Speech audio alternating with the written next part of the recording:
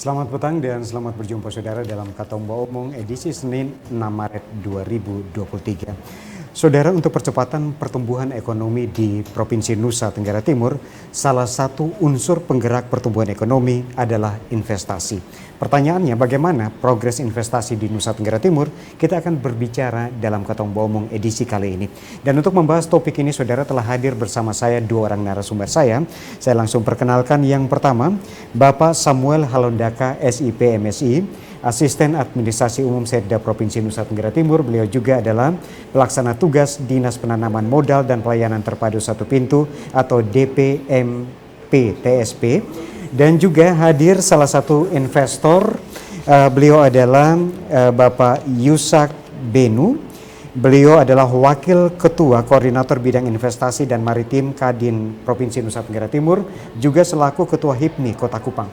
Pak Yusak, selamat petang, selamat datang. Pak Samuel, selamat petang, selamat datang. Selamat petang, selamat datang untuk kita semua. Ya. Salam sehat ya kita Salam semua. sehat selalu. Dan saudara, kurang lebih 60 menit ke depan kita akan berbicara di bawah topik progres investasi di Provinsi Nusa Tenggara Timur. Nah, mungkin di awal ini saya langsung ke Pak Asisten 3 juga selaku PLT dari Dinas Perizinan Satu Pintu ini. Mungkin bisa diceritakan kepada kita sampai saat ini bagaimana potret pertumbuhan investasi di Nusa Tenggara Timur, Pak? Baik, selamat sore, selamat petang untuk kita semua.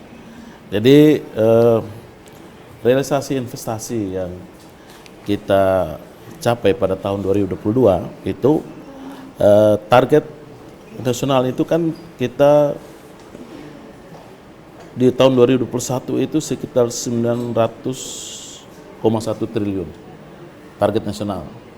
Dan kita telah capai pada tahun 2022 itu sekitar year on year itu 34%, 34,0%. Berarti ada dari 1.200 triliun itu dia naik dari tahun 2002 1.200 triliun dia naik menjadi 1.207,2 triliun. Jadi dia year on year-nya itu sekitar 34,0%. Sedangkan untuk penyerapan tenaga kerja ini juga cukup luar biasa. Untuk secara nasional itu ada sekitar 1.305.1 orang, 1.305.001 orang. Nah, dan kalau kita bergeser ke realisasi investasi di Nusa Tenggara Timur, tentunya kami diberikan beban oleh pusat itu sekitar 6 triliun lebih target investasinya, dan realisasi investasi untuk sampai pada bulan Desember 2022 itu 4,5 triliun lebih, 4,511 triliun lebih. Itu berarti ada peningkatan 64,91%. Memang kita lihat bahwa walaupun tenaga kerja asing itu 12% saja, dan 12% bukan 12 orang, dan TKI itu sekitar 5.267 orang. Proyek yang ada di Nusa Tenggara Timur pada tahun 2022 itu sekitar 1.363 proyek, dengan year on year-nya itu kita agak bergeser minus 7,86%. Ini kenapa? Karena memang kita tahu bahwa beberapa di tahun 2021-2022 itu ada persoalan-persoalan besar yang terjadi secara dunia, pun kita lihat bahwa COVID itu yang mempengaruhi, sehingga agak sedikit dia turun menjadi minus 7,86%. Ya. Nah, tadi Pak Kadi sudah menjelaskan bahwa dari target nasional 34,0% kita sudah capai, kita hampir mendekati target itu.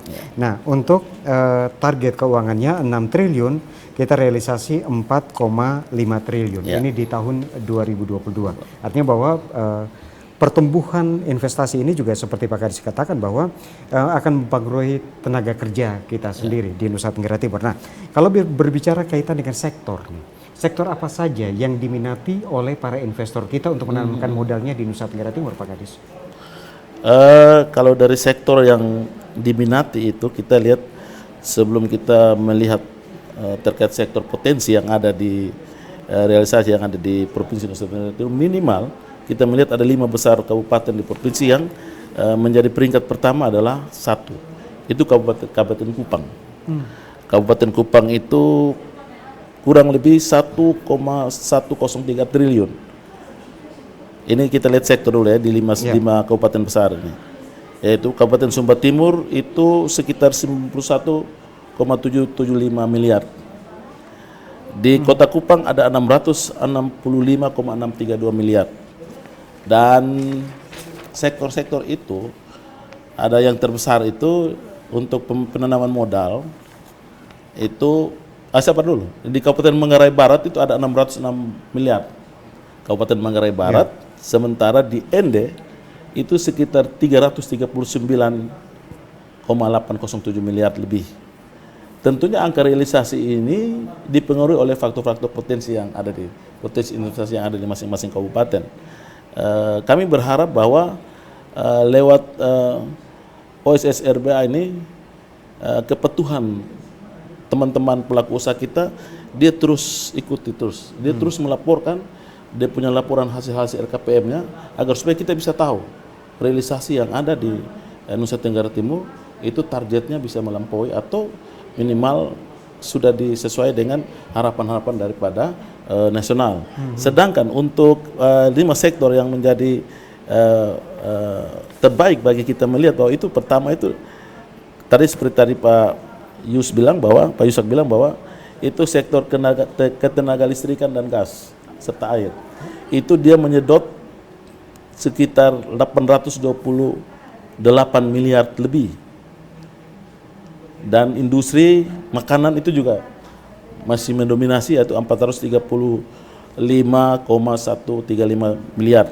Sedangkan untuk tanaman pangan, perkebunan dan peternakan ini berada pada sektor yang juga sangat baik, menjanjikan, yaitu 430,143 miliar lebih.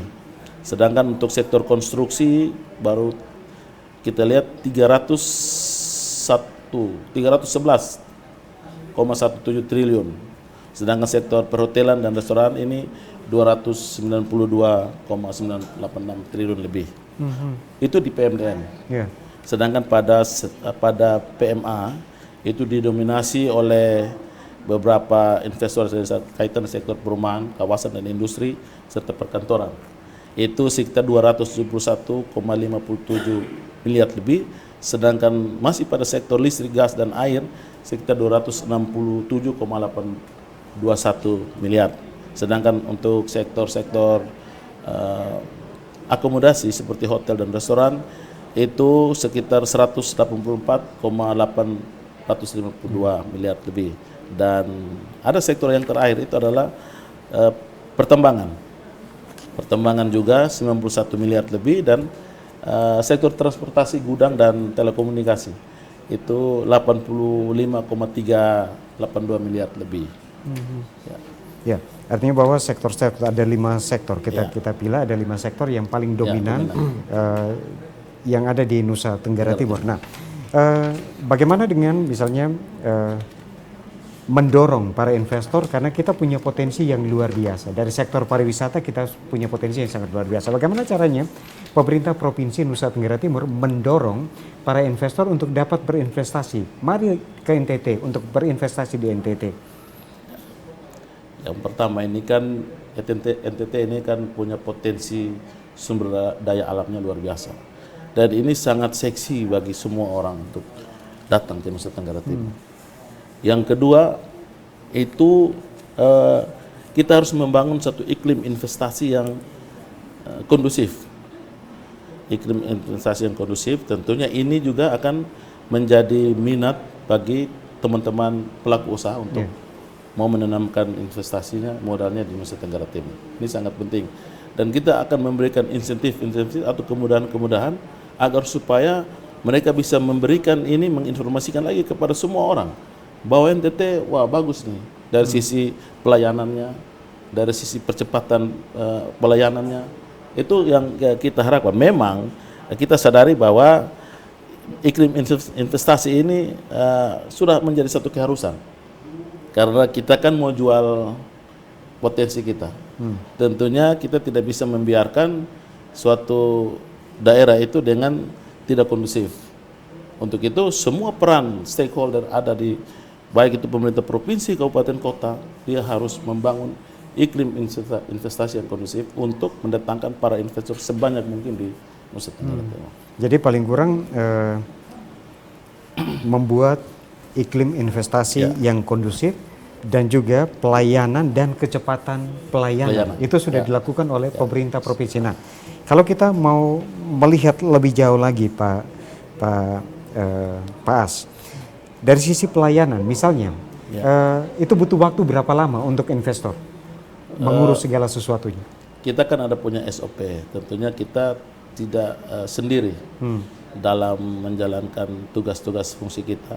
Kita ada punya sektor-sektor terkait, sektor teknis terkait.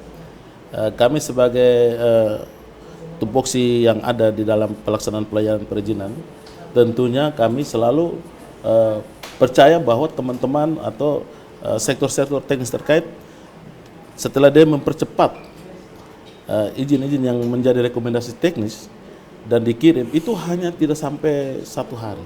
Tidak sampai 1 hari? Tidak sampai 1 hari.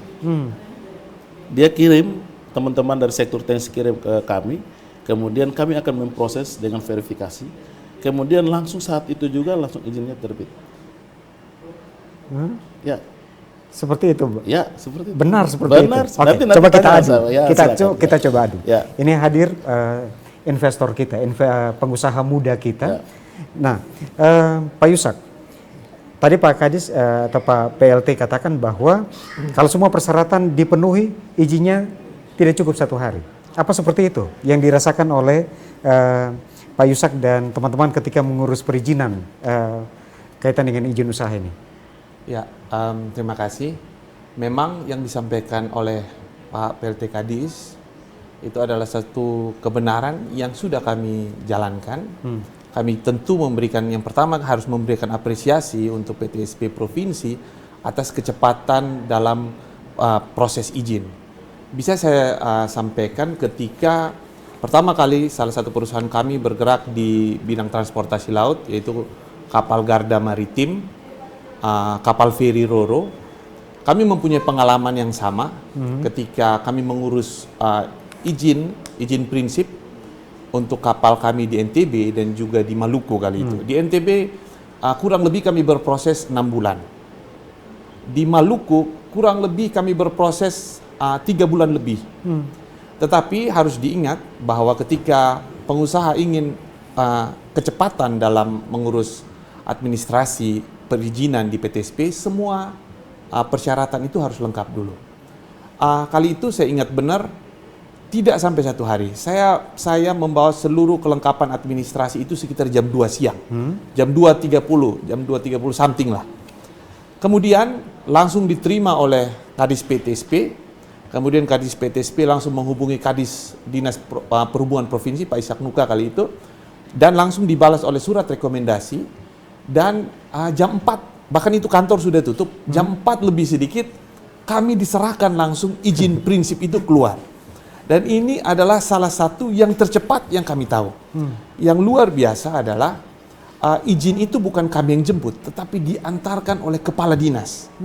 Nah, dengan seperti ini membuat pengusaha itu yang seperti Bapak PLTK disampaikan bahwa investor ingin menanamkan investasi di satu daerah, keamanan, kenyamanan, dan kecepatan dalam perizinan. Dan ini kami rasakan di NTT. Dan apa yang dikatakan itu bisa saya katakan benar 100%. Benar 100%. Benar 100%. Segala persyaratan dipenuhi, tidak sampai 30 menit selesai. Bahkan memang yang luar biasa dari Dinas Perizinan, ini langsung menyerahkan ke investor, bukan investor yang datang untuk mengambil di kantor. Kenyataan seperti itu ya, Pak Yusak ya. Oke. Nah, saya juga ingin tahu, Pak Yusak dan teman-teman ini merupakan konsorsium yang bergerak di berbagai bidang usaha di Nusa Tenggara Timur. Kenapa harus atau kenapa mau berinvestasi di Nusa Tenggara Timur, Pak Yusak? Ya, sebagai putra daerah dari NTT, tentu kami sendiri orang NTT melihat begitu banyak potensi yang luar biasa. Tetapi pertanyaannya, kenapa sejak dahulu tidak terlalu banyak investor melirik untuk masuk ke NTT? Yang pertama ada perbedaan peraturan pusat dan daerah.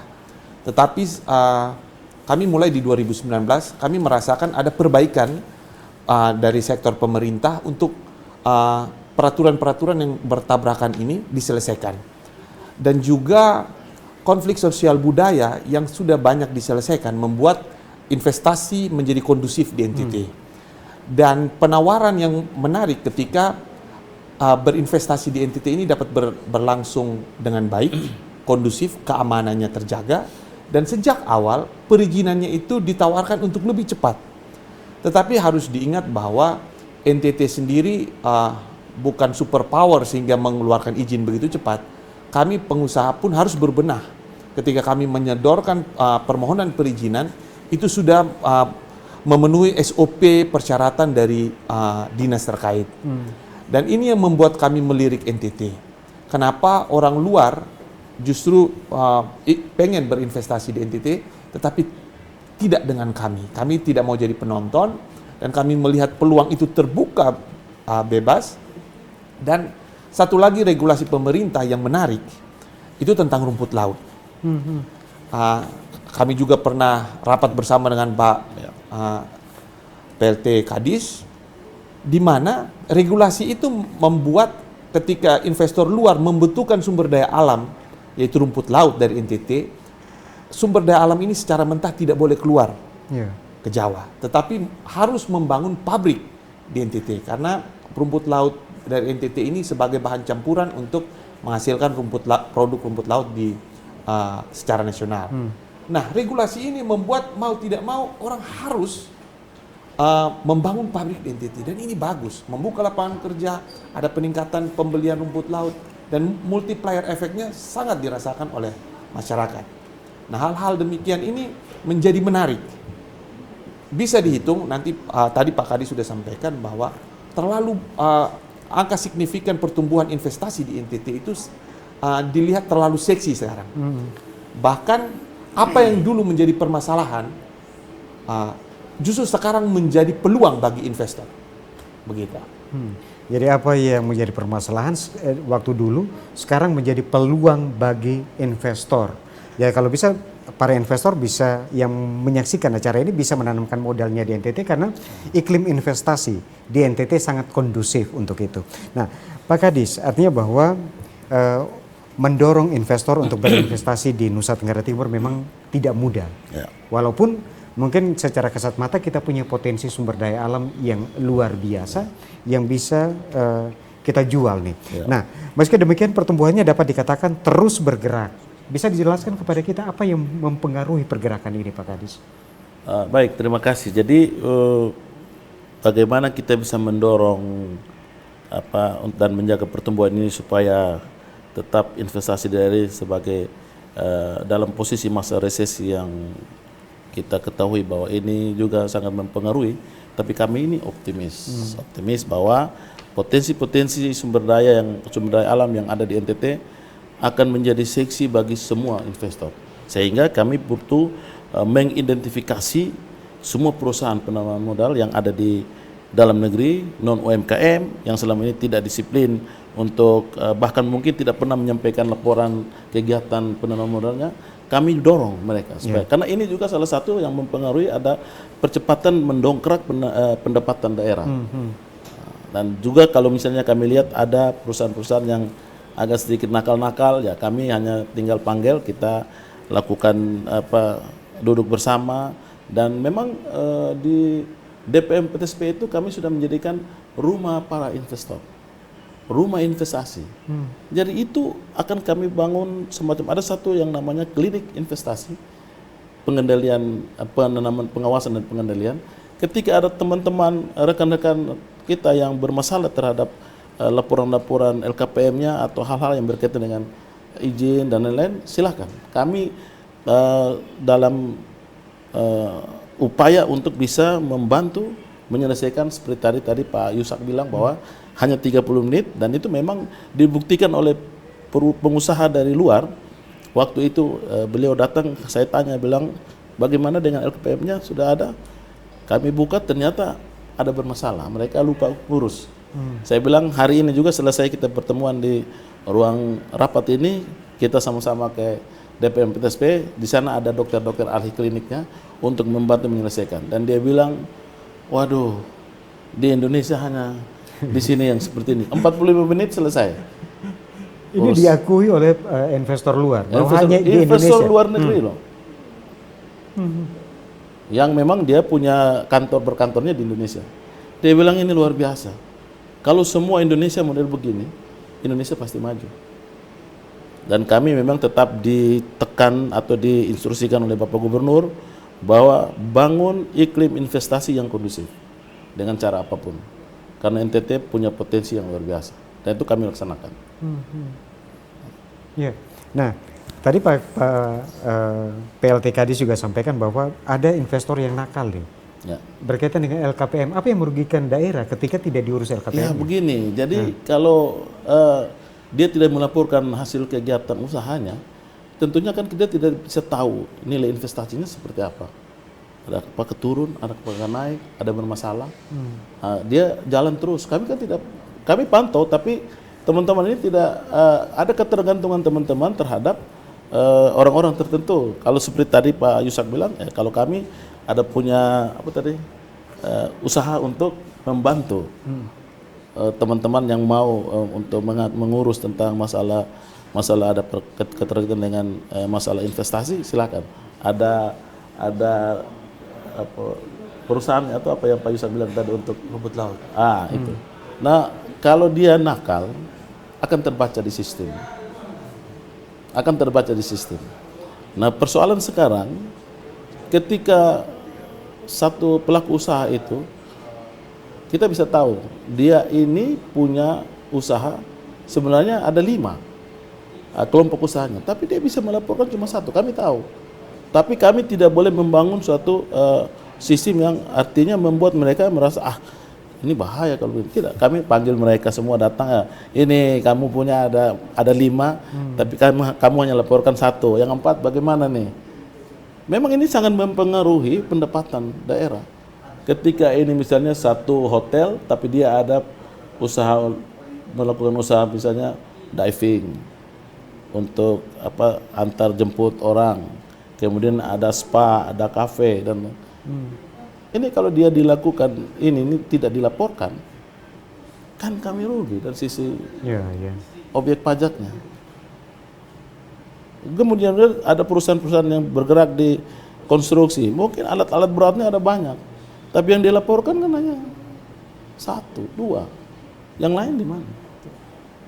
Tapi kita tetap melakukan pendekatan dalam pengawasan agar supaya kita ajak mereka, ayo mari dong kita rubah. Jadi dilakukan lagi upaya-upaya persuasif oleh pemerintah. Ya, karena dia sudah ditekankan bahwa harus membangun iklim yang kondusif. Jadi tidak bisa kita menganggap itu menjadi ancaman mereka, tidak boleh. Kita tetap memberikan ini peluang. Peluang yang mereka harus benahi agar supaya ini paling kurang kita dapat katakan bahwa investor kita dimanja di NTT nih. Oh, bukan manja. Bukan manja. Bukan manja. Tapi kita harus membangun kan kita kan butuh mereka. Dan mereka juga membutuhkan potensi yang ada di Nusa Tenggara Timur. Kenapa saya bilang? Karena akan memberikan banyak dampak, termasuk tenaga kerja, peningkatan ekonomi masyarakat. Nah, kita bukan manja, tapi kita sama-sama kerjasama, berkolaborasi membangun NTT. Begitu. Jadi kita tidak akan manja. Mari kita berkolaborasi untuk membangun NTT. Oke. Saya ke Pak Yusak lagi. Kalau Pak Yusak dan teman-teman itu bergerak di bidang apa saja? Investasi apa saja yang dilakukan? Baik, ada beberapa investasi yang kami lakukan di NTT. Ada yang tadi sudah saya sebutkan, transportasi kapal feri. Terus kami punya pabrik biomass, sudah ada 4 pabrik sampai hari ini. Biomass ini adalah penghasil wood chip kayu yang mengganti batu bara di PLTU. Kemudian yang terbaru ini ada investasi yang kami bangun untuk SWRO, Seawater Reservoir Osmosis. Itu investasi untuk mengolah air laut menjadi air tawar. Seperti kita ketahui kebutuhan Kota Kupang tentang air bersih, yang dimana investasi ini menjawab dari kebutuhan itu. Dan masih ada beberapa investasi lainnya. Tapi kami fokus sementara ke 3 yang ini. Nah, jika artinya bahwa ada berbagai investasi yang sudah dilakukan oleh Pak Yusak dan teman-teman konsorsium ini. Ya. Nah, kira-kira menurut Pak Yusak, sektor apa saja yang paling mempengaruhi investasi di Nusa Tenggara Timur? Baik, sektor yang paling seksi yang dilihat oleh masyarakat luas tentu tourism, pariwisata. Tetapi selain tourism itu, sekarang begini, NTT adalah provinsi kepulauan. Mau beroperasi dari satu pulau ke pulau lain tentu harus pakai transportasi. Transportasi laut yang kami minati ini adalah transportasi ketika tadi bicara tentang resesi. Kami telah pernah 2 tahun lebih melewati pandemi dengan sangat baik. Dan ketika pandemi banyak usaha tutup, tetapi usaha kami justru membeli kapal baru lagi. Artinya apa? Mau pandemi, mau resesi, kalau investasinya optimal dan bergerak dengan bagus, maka peningkatan investasi akan terus berlangsung. Nah, investasi yang tidak tepat seringkali membuat investasi itu tutup di tengah jalan. Nah, kita harus secara cerdik melihat ketika kita berbicara NTT, banyak potensi di sini.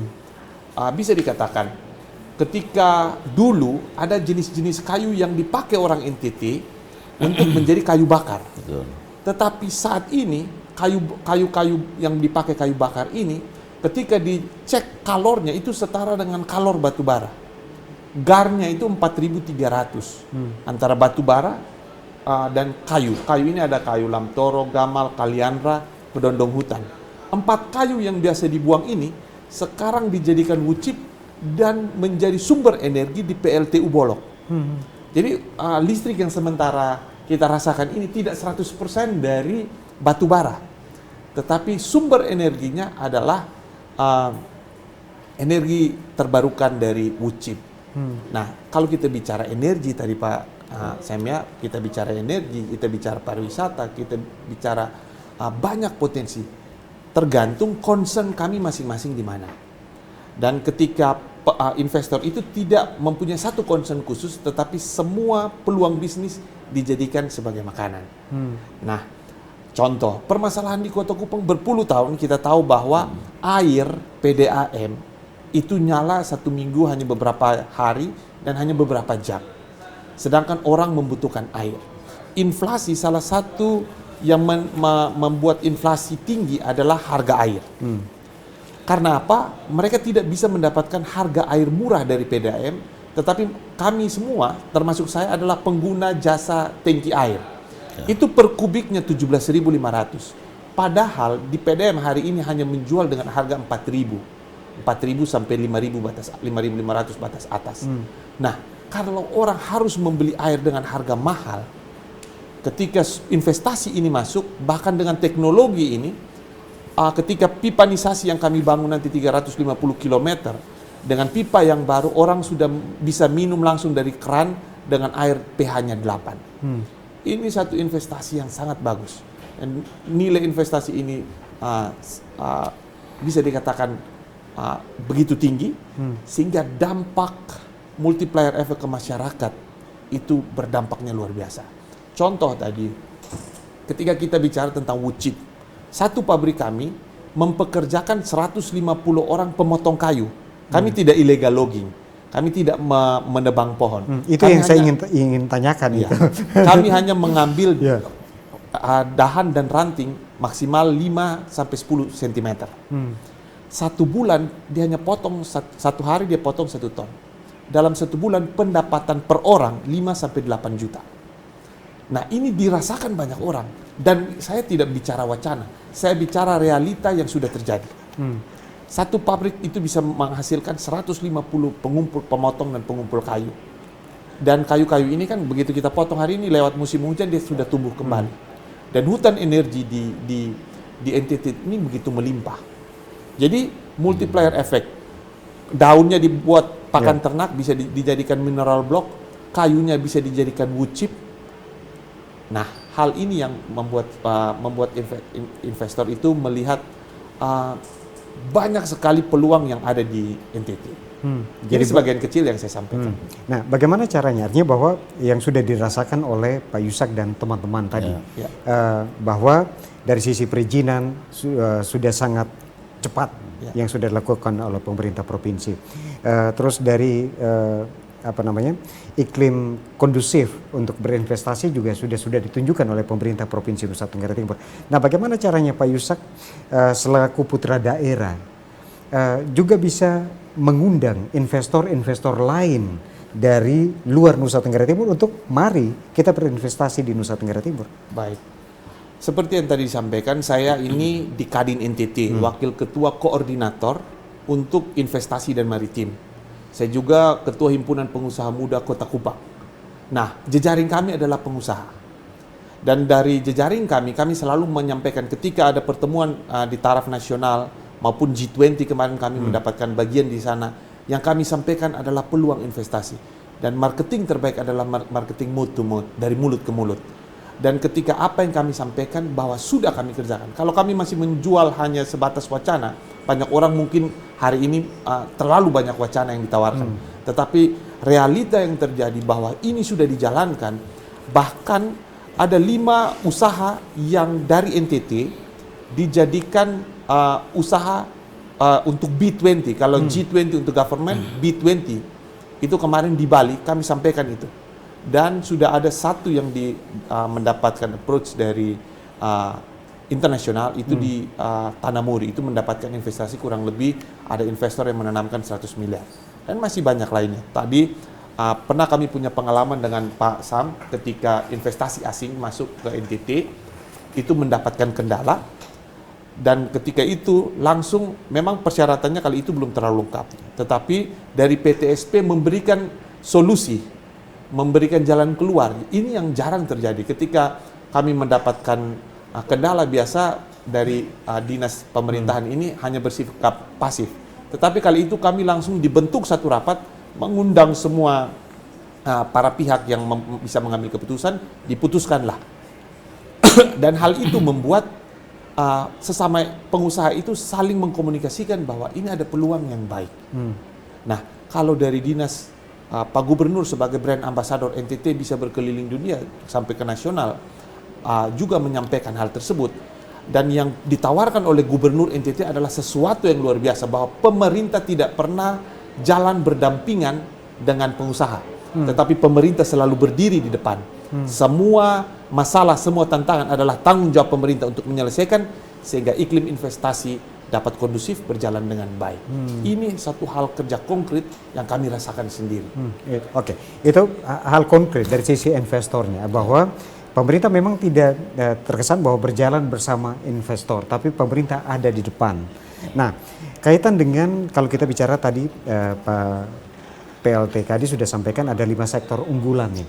Nah, kita dari 22 kabupaten kota di Nusa Tenggara Timur, ini yang paling dominan itu di kabupaten mana sih para investor ini masuk, Pak Sam?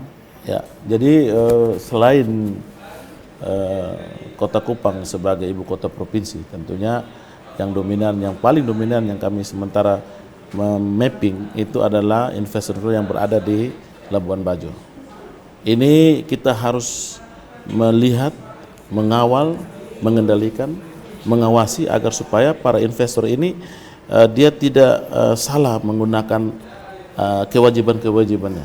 Karena di sana dominan sekali, semua sektor ada di sana. Pelaku-pelaku usaha bergerak di semua bidang ada di sana. Tentunya ini kita tidak tinggal diam. Memang kita terus bekerja sama dengan Kabupaten Manggarai Barat, dalam hal ini teman-teman di DPMPSP Manggarai Barat, agar supaya kita terus berkoordinasi. Dari hal-hal apa yang menjadi kendala para investor tidak bisa kita biarkan saja, tapi kita langsung jemput bola di sana, kita cari permasalahannya, langsung menyelesaikan solusinya di tempat. Dan ini kami terus lakukan itu, agar supaya kenyamanan mereka ini terus terjaga. Jadi mereka boleh cepat melihat bahwa oh ini ternyata di NTT ini luar biasa. Kebanyakan kan kalau melihat itu ada peluang, tentunya ada banyak persyaratan-persyaratan yang di luar dugaan itu muncul. Itu tidak boleh lagi. Itu benar-benar tidak boleh lagi. Dan kami selalu mengingatkan kepada teman-teman baik itu di kabupaten maupun di provinsi bahwa kami adalah mitra investor. Kami adalah sahabat investor. Investor adalah sahabat kami. Instansi kami atau lembaga kami adalah rumah para investor. sehingga mereka tidak boleh ada jarak dengan kita. Kita tetap sama-sama mau membangun NTT lebih baik ke depan. Nah memang artinya bahwa kita dapat katakan bahwa yang paling menonjol investasinya ada di Kota Kupang dan Manggarai Barat dari sektor pariwisata. Nah bagaimana caranya mendorong pemerintah dari 22 kabupaten kota, kita sebut ada 20 kabupaten yang kalau tadi Pak Yusak katakan bahwa kita punya peluang investasi yang sangat luar biasa. Nah bagaimana caranya untuk Dinas Perizinan sendiri memotivasi teman-teman di daerah untuk paling kurang mereka juga datangkan investor di situ. Jadi kita seluruh DPM PTSP di provinsi maupun kabupaten kota punya komitmen yang sama. Tentunya mereka bergerak sesuai dengan potensi-potensi yang ada di daerah untuk mengajak para investor. Mereka tetap mendorong sesuai dengan apa yang kami miliki dan apa yang mereka miliki. Jadi teman-teman investor itu tidak boleh ada halangan apapun juga berkaitan dengan minat-minat mereka. Nah, tentunya ini terus kita butuh pertemuan-pertemuan, kita butuh mencari solusi. Kira-kira kendala-kendala apa yang membuat ada keterlambatan di sini, ada keterlambatan di sana. Sehingga kami berharap bahwa teman-teman di kabupaten kota selain Labuan Bajo dan Kota Kupang yang kami lihat memang sudah baik, tapi tidak juga di kabupaten lain juga sudah baik. Hanya mungkin kita juga perlu banyak lakukan pertemuan-pertemuan agar supaya kita bisa melihat hal-hal mana yang kita harus lakukan untuk menjadi peluang baik bagi teman-teman investor untuk datang menanamkan modal. Pak As, kadang-kadang investor ini juga tadi membutuhkan kenyamanan, keamanan dan lain sebagainya. Tapi kita tahu bersama juga, misalnya di daratan timur punya potensi alam yang luar biasa dari sisi marmer dan lain sebagainya. Tapi ketika orang mau berinvestasi atau investor mau berinvestasi, kadang-kadang persoalan lahan itu selalu menjadi sesuatu yang klasik yang terus terjadi di Nusa Tenggara Timur. Nah, dari sisi Dinas Perizinan seperti apa sih Pak? Kalau bicara tentang lahan ini kan sebenarnya Dinas Perizinan tidak masuk dalam domain itu. Itu kan sektor-sektor teknis terkait. Jadi mereka ini yang nanti akan menyelesaikan masalah-masalah. Ketika nanti itu masuk pada saat proses perizinan sesuai dengan standar-standar pelayanan dasar, salah satunya mungkin misalnya lahan. Kalau ada bermasalah seperti tadi Pak Yusak sampaikan, kita panggil semua duduk bersama, menyelesaikan secara baik kekeluargaan di situ. Ada masalah apa kita langsung selesaikan. Dan itu terbukti kita lakukan itu sampai saat ini. Begitu. Jadi misalnya ada lahan yang dianggap bermasalah dari pemerintah kabupaten, kemudian tidak bisa diselesaikan oleh pemerintah kabupaten dan masih menjadi gantungan terhadap teman-teman investor, kita fasilitasi, duduk bersama dan selesai. Jadi walaupun itu bukan domain, tapi artinya bahwa ini tugas tambahan oleh Dinas Perizinan. Kan nanti akhirnya kan pada izin. Sehingga kita mau izinnya harus dipercepat karena investor tidak boleh lama-lama. Kalau lama-lama kan hitung-hitungannya juga pasti ada di situ para investor teman-teman kita. Sehingga harus ada percepatan dari kabupaten terkait dengan persoalan-persoalan persatuan dasar itu. Sehingga kita panggil semua datang, ayo mari kita lihat. Kalau memang itu bisa dimungkinkan harus cepat. Jangan lama-lama. Karena investor tidak boleh lama-lama karena dia punya hitung-hitungan ekonomi. Oke, saya ke Pak Yusak. Nah, kira-kira apa yang paling diperlukan oleh para investor untuk dapat berinvestasi di Nusa Tenggara Timur, Pak Yusak? Ya. Tadi seperti sudah disebutkan keamanan, kenyamanan, kecepatan. Tapi selain itu ada kerangka berpikir Presiden Jokowi yang dilanjutkan oleh Gubernur NTT ketika membangun infrastruktur. Kita tahu sendiri Provinsi NTT mengalokasikan begitu banyak dana untuk membangun infrastruktur. Dan pembangunan infrastruktur ini langsung berdampak pada persaingan harga antara NTT dan juga nasional. Saya berikan contoh begini.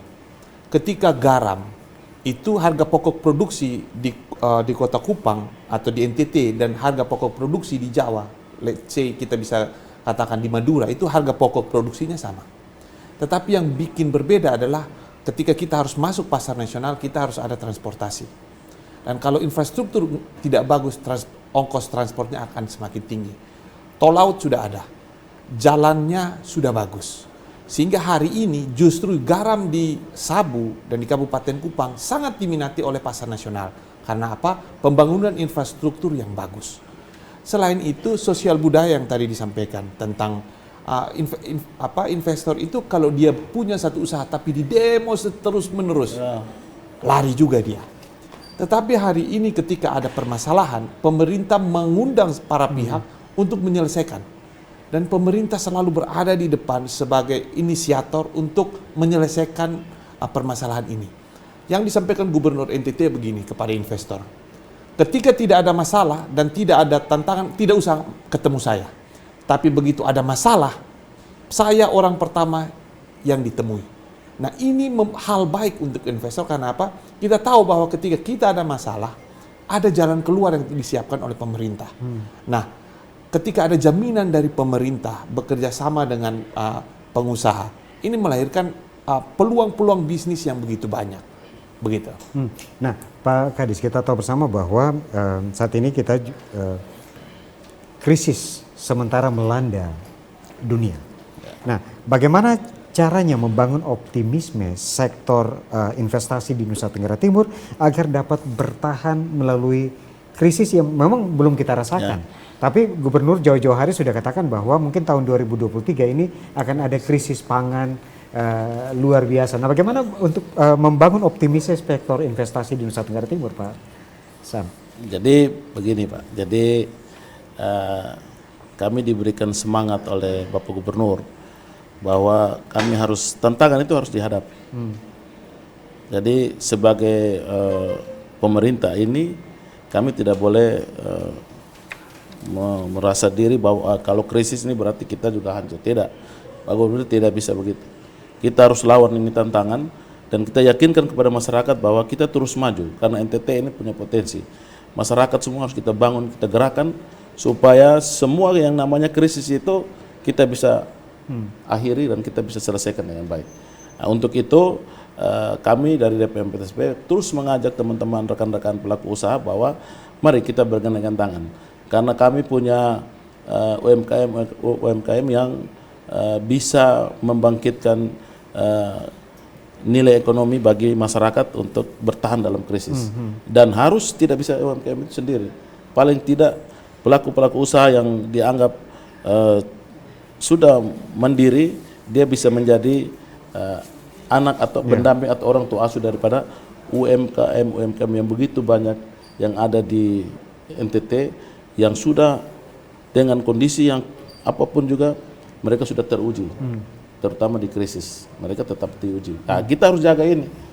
Kita jaga ini. Jadi selain pengusaha atau pelaku-pelaku usaha besar, UMKM harus dihidupkan terus, dihidupkan dan dijaga agar supaya mereka tetap eksis. Oke. Nah, Pak As, Pak Wakil Gubernur beberapa hari yang lalu di Labuan Bajo mengatakan bahwa untuk mempermudah para investor dalam menanamkan investasinya di Nusa Tenggara Timur, ini diperlukan pembenahan terhadap regulasi. Tadi juga sudah dikatakan oleh Pak Yusak tadi. Nah, terkait investasi khususnya kita bicara sektor pariwisata. Nah, regulasi apa yang perlu kita benahi di sektor pariwisata, Pak?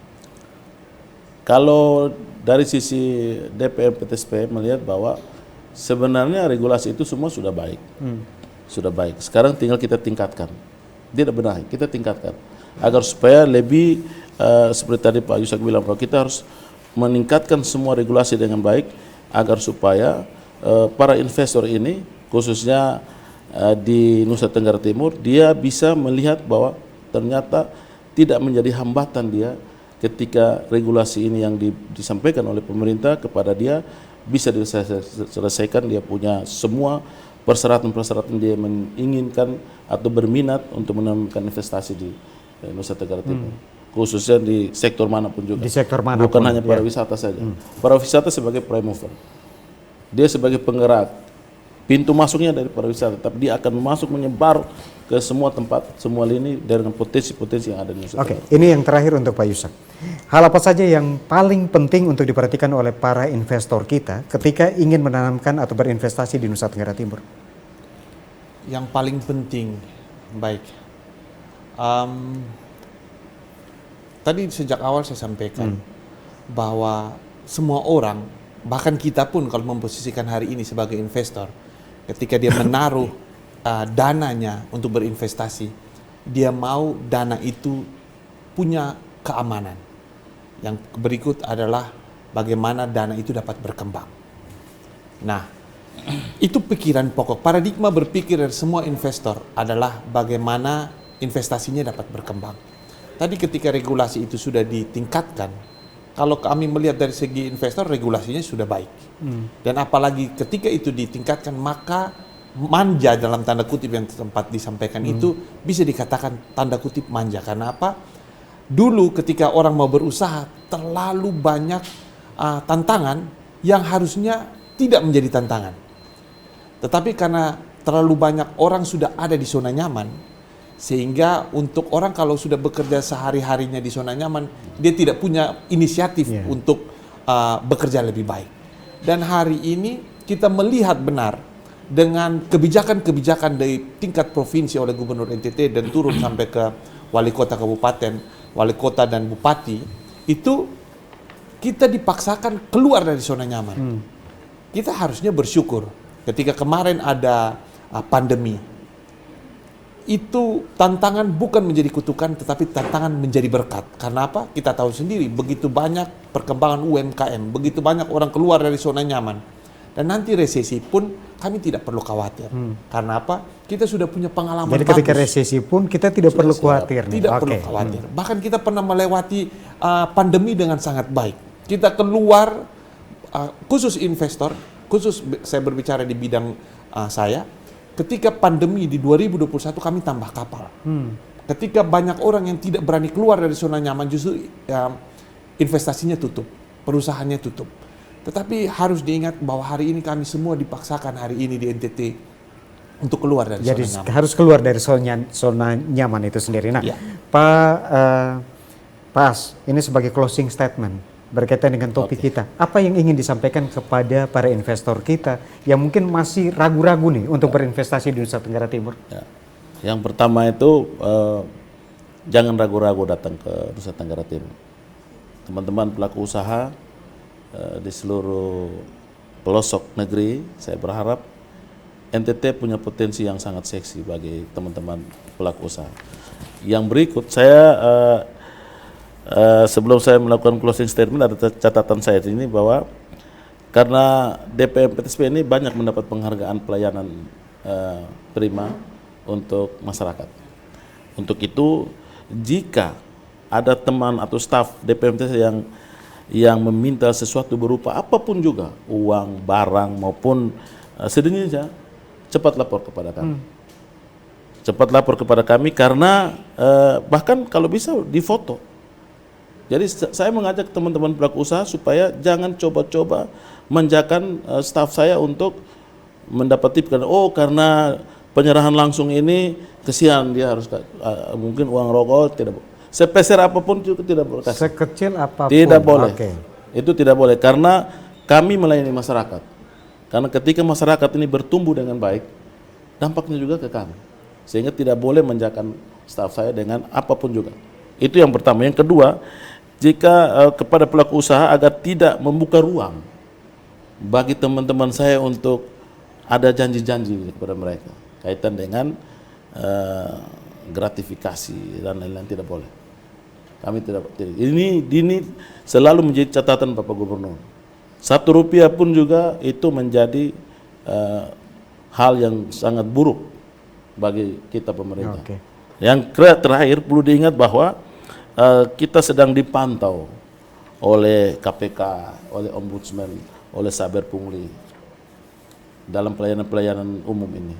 Sehingga hati-hati teman-teman, baik di kabupaten kota hati-hati, dan teman-teman pelaku usaha mari kita kerjasama supaya membangun iklim investasi yang kondusif. Jangan ada lagi yang memberikan hal-hal yang tidak sesuai dengan prosedur, tidak sesuai dengan aturan. Itu saya dan closing statement saya di sini bahwa DPM PTSP itu ada rumah investasi. Kami punya rumah investasi yang nyaman dan akan membantu sesuai dengan SOP kami, dan kami memberikan ruang kapan saja pada saat jam kerja datang bersama-sama dengan kami untuk membangun Nusa Tenggara Oke. Timur dari sisi investasi. Ya, saya ucapkan terima kasih untuk Bapak Samuel Halundaka, SIP MSI, Asisten Administrasi Umum Setda Provinsi Nusa Tenggara Timur, juga PLT Dinas Penanaman Modal dan Pelayanan Terpadu Satu Pintu. Saya juga ucapkan terima kasih untuk Bapak Yusak Benu, selaku Wakil Ketua Koordinator Bidang Investasi dan Maritim Kadin NTT, juga Ketua HIPMI NTT. Saudara, demikian perbincangan kami dalam Katong Baomong untuk edisi kali ini. Untuk para investor, mari menanamkan modalnya di Nusa Tenggara Timur, karena Nusa Tenggara Timur iklim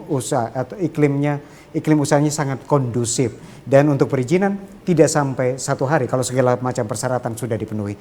Dan tentunya atas nama kerabat kerja yang bertugas, kami ucapkan terima kasih atas perhatian Anda. Selamat malam dan sampai jumpa. Sampai jumpa.